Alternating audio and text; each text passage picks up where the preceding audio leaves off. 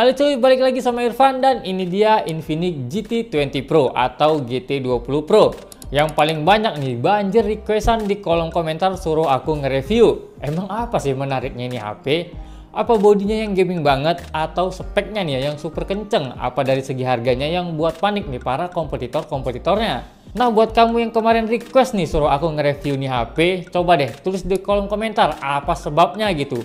Karena aku penasaran banget nih, kenapa banyak banget yang nyuruh aku untuk nge-review ini HP gitu cuy. Yap, smartphone ini bisa dikatakan punya daya tarik yang tinggi lah untuk kalangan para gamer. Kalau kita lihat ya di atas kertas, emang speknya ini OP parah. Ini smartphone paling murah loh, yang pakai Dimensity 8200 Ultra di Indonesia. Xiaomi 13T 6 jutaan, Iconio 7 6 jutaan. Sedangkan ini HP cuma 4 jutaan. Ya emang sih harga nggak bisa ditentuin dari chipsetnya doang. Karena banyak faktor yang nentuin, mulai dari build quality, kamera, baterai, ya masih banyak yang lain gitu kan. Kalau kalian mau minta bongkarnya HP untuk lihat build quality-nya, ya kalau rame pasti aku bongkar cuy. Makanya buat yang belum pencet tombol subscribe, boleh dong dibantu ya kan. Tapi ya untuk experience unboxing ini aku suka banget nih untuk HP ini. Beda daripada HP yang lain. Untuk kotaknya aja nih Infinix udah niat banget nih buat ngedesainnya. Di paket pembeliannya nggak banyak sih yang dirubah. Ada adapter charger 45 watt, kabel USB to Type-C yang bentuknya tuh L kayak gini cuy. Jadi cakep nih untuk main game. Dapat hardcase juga, ya modelnya sih gaming parah lah. Terus dikasih juga tempered glass yang disuruh masang sendiri lagi. Oi pihak Infinix, next time pasangin gitu napa dalam kotaknya kan, apa susahnya? Soalnya aku pribadi nggak pandai cuy pasang tempered glass. Yaudah kita lanjut nih, terus ada buku panduan, kartu garansi, SIM tray ejector, dan yang terakhir yang jelas nih HP Infinix GT20 Pro nya. Untuk desainnya sendiri nih namanya Cyber Mecha Loop Design. Ya aku pribadi sih suka sama desain ini. Walau nggak jauh beda ya desainnya tuh sama Infinix GT10 Pro generasi sebelumnya. Dari desain sampai varian warna tuh emang nggak banyak yang diubah sih menurut aku. Bahannya sendiri ini terbuat dari plastik, mau itu bezel ataupun back covernya. Tapi untuk back cover sendiri ini kalau dilihat sekilas nih mirip sama kaca atau glass. Ya mungkin bisa dibilang ini plastik yang dibuat finishingnya mirip-mirip sama glass. Atau nama lainnya menurut aku tuh Mica kalau nggak salah. Tapi buat yang tahu bisalah dibantu di kolom komentar. Nah di bagian belakangnya ini ada modul kamera yang terdiri dari triple kamera. Satu kamera utama resolusinya tuh 108 megapiksel. Yang dua lagi kamera tambahan resolusinya kalau aku nggak salah tuh masing-masing 2 megapiksel. Untuk lampu flashnya nih berbentuk ring ya, bulat kayak gini. Di bagian sisi kanannya nih ada tombol power dan tombol volume. Untuk bagian sisi kirinya nih kosong melompong cuy. Di bagian atasnya ada lubang speaker, lubang mikrofon, dan ada juga sensor infrared. Oh iya ini ada juga logo JBL. Terus kita lanjut nih ke bagian bawah, ada slot SIM tray, ada lubang charger, lubang mikrofon, dan lubang speaker lagi cuy. Yap, HP ini nggak punya lubang jack audio ya cuy. Dan lagi-lagi kita kepaksa nih beli TWS. Oh iya buat slot SIM tray-nya ini cuman punya dual slot atau nggak support sama SD card cuy. Untuk speknya sendiri nih HP pakai chipset MediaTek Dimensity 8200 Ultra dengan RAM yang ada dua varian yaitu 8GB dan 12GB. Terus internalnya di 256GB yang udah UFS 3.1. Oh iya ini tapi aneh banget cuy. Untuk bagian RAM-nya ya di website resminya itu Infinix pakai RAM dengan tipe LPDDR5X. Tapi pas aku cek ya pakai software ini HP cuman pakai RAM dengan tipe LPDDR5 doang, bukan yang 5X. Ini aku nggak tahu ya kesalahan pihak Infinix yang nulis di websitenya atau gimana. Ya emang sih LPDDR5 tuh nggak jelek, cuman yang disayangkan kita udah lihat di website resminya tuh pakai LPDDR5X. Sekali dibeli rupanya pakainya LPDDR5. Ya pasti kita merasa dibohongin kan. Ya mungkin pihak Infinix salah cuy buat keterangan di website resminya. Untuk bagian layar sendiri GT20 Pro ini pakai layar dengan jenis AMOLED yang resolusinya tuh udah Full HD+ dengan refresh rate 144Hz. Untuk refresh rate-nya sendiri bisa kamu atur di menu setting ya cuy, mau pakai yang 60, 120 atau 140. Atau bisa juga kamu buat settingan otomatis. Warnanya nih menurut aku juga tajam dan nyaman untuk kegiatan sehari-hari. Untuk ukuran layarnya sendiri ada di 6,78 inci, jadi udah puas banget lah kalau dibuat main game atau buat nonton film. Untuk brightness-nya nih ya up to 1300 nits dan pas aku tes ya di luar ruangan sih masih aman-aman aja untuk digunain. Terus GT20 Pro ini juga udah support sama fingerprint on display yang pastinya responsif parah cuy.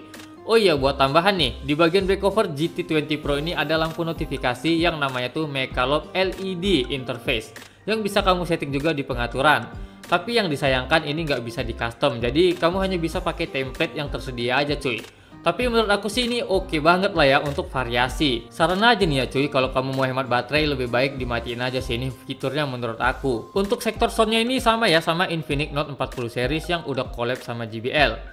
Ini collabnya bukan pihak JBL-nya yang ngebuat part speaker HP ini, tapi collabnya cuma sekedar pihak JBL ngasih racikan lah suara yang bagus itu gimana. Jadi nggak ngeflat kayak HP Infinix yang terdahulu cuy. Tapi terbukti sih cuy, suara dari HP ini tuh cakep ya, walaupun ada minusnya nih menurut aku. Di volume 10-70% itu suaranya kecil banget. Mesti di fullkan ke 100% baru nendang suaranya, itu menurut aku ya cuy. Dan aku yakin ini kalau di outdoor ya, di posisi yang lagi rame, suara speakernya nggak bakalan kedengeran nih pas di 10-70% tadi cuy.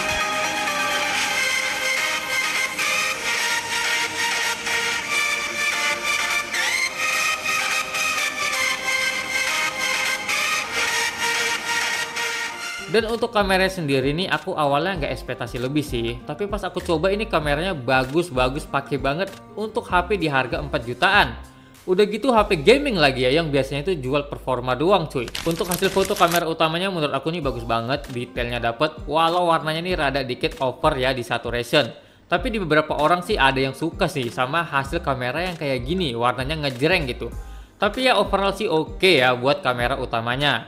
Tapi untuk kamera selfie-nya sih masih standar banget, nggak bagus ya nggak jelek juga. Dan untuk perekaman videonya nih up to 4K 60 fps, nggak main-main. Ya walaupun untuk hasilnya sebenarnya udah bagus banget dari detail dan warnanya cuy. Cuman ini jitternya masih terasa ya, walaupun nih HP udah ada fitur OIS-nya. Tapi pas aku turunin ya di 1080p 30 fps hasilnya tuh baru kerasa smooth dan enak lah untuk dilihat.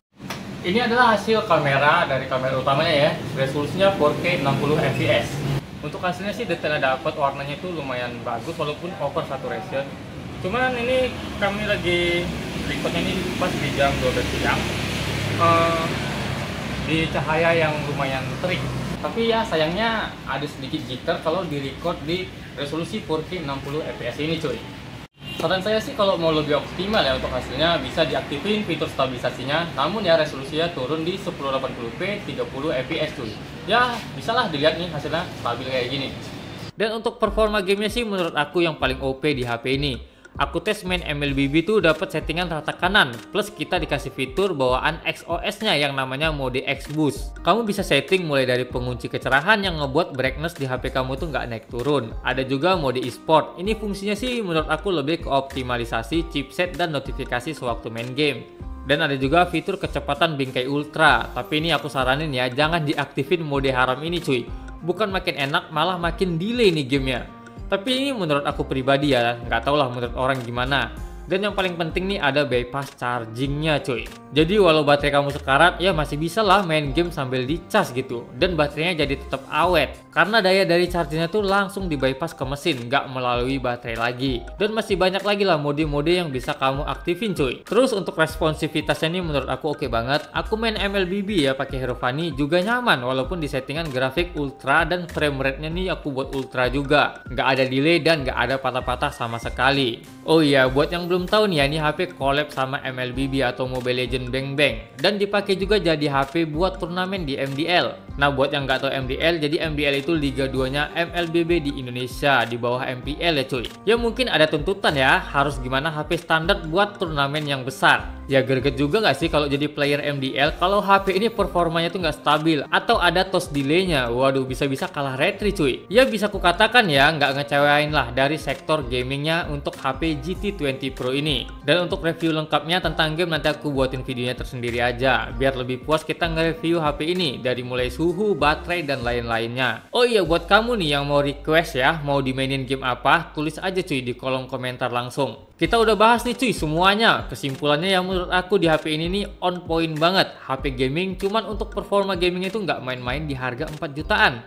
Untuk build quality-nya juga nanti kita bongkar lah di video lain. Ya aku jujur juga penasaran sama daleman di HP ini. Karena harganya ini tergolong murah tapi speknya bisa dikatakan rata kanan di HP mid range. Aku jadi penasaran sih sejujurnya apa yang kurang dari HP ini selain di speakernya doang yang tadi cuy. Ya mungkin karena aku baru pakai HP ini kurang lebih 2 hari lah jadi daily driverku. Jadi kurang berasa gitu kan. Ntar kita buat aja ya segmen suka dukanya biar lebih jelas. Mungkin sampai di sini aja video kali ini. Buat yang suka sama videonya boleh dong dipencet tombol like-nya dan di-share ke teman-teman kamu. Dan buat yang nggak suka, nggak masalah, pencet aja tombol dislike-nya cuy, emang itu fungsinya. Dan buat yang belum subscribe, dipencet juga tombol subscribe-nya dan nyalakan lonceng notifikasinya biar kamu gak ketinggalan video pas aku bongkar ini HP cuy. Nah, penasaran kan gimana bentuk mesinnya? Ya udah subscribe aja. Ya udah, see you guys, thank you and bye bye.